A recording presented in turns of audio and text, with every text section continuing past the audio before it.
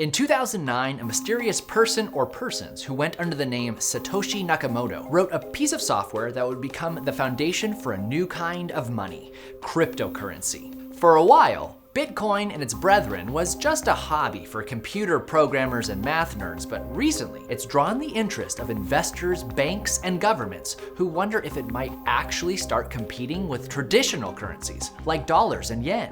Bitcoin's been in the news a lot lately, but if you're like most people, you've probably never used it and don't know exactly what it is. But according to some estimates, over 16 million Americans buy and sell Bitcoin frequently, and over 100,000 merchants and vendors worldwide accept it as a payment. But is that enough to qualify as a currency? And should you be getting on the crypto bandwagon before it's too late?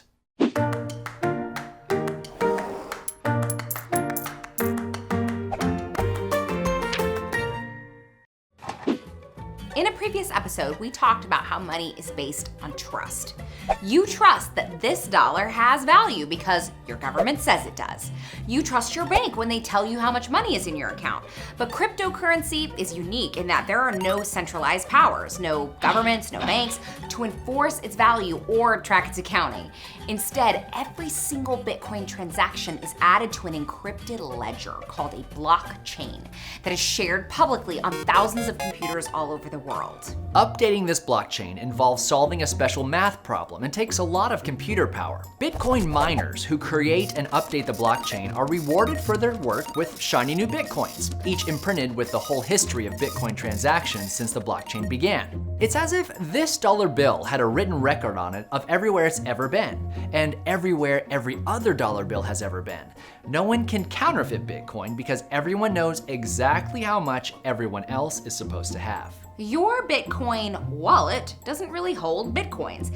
It's just an encrypted key that gives you access to however many Bitcoins the blockchain says you have, which means that unlike a bank that will give you a new debit card if you lose yours, there's no way to retrieve a lost key. One man in the UK mistakenly threw away the hard drive that had his key on it, and his $100 million worth of Bitcoins are permanently trapped in cyberspace limbo, inaccessible to anyone ever. Bummer. Bitcoin's not highly regulated, and that's made it the go-to currency for, shall we say, less than savory activities. Drugs, prostitution, and other black market items are regularly paid for in Bitcoins because of the pseudo-anonymity it provides. According to a study at the University of Sydney, nearly half of all Bitcoin transactions are used for illegal activities.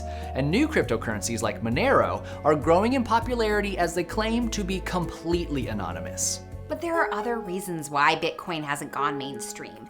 As you've probably heard in the news recently, it's really volatile. Just in the past couple of years, the price of one Bitcoin has gone from around $500 to almost $20,000, and then back down to around $7,000. So even if your local coffee shop wanted to accept Bitcoin, they'd have to constantly update the menu board prices. And because it can take pretty long to update the blockchain, your latte will probably be cold by the time you get it. So, if Bitcoin isn't really feasible as a mainstream currency just yet, why is everyone talking about it? Well, most people are interested in Bitcoin not as a currency, but as a speculative investment.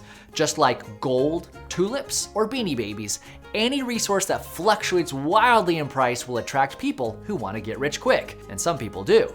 But speculative investing is ultra risky. Unlike a rental property or a successful business, Bitcoin has no intrinsic value. It's a pure gamble, hoping that you could buy the thing from one sucker and sell it to an even bigger sucker for more money.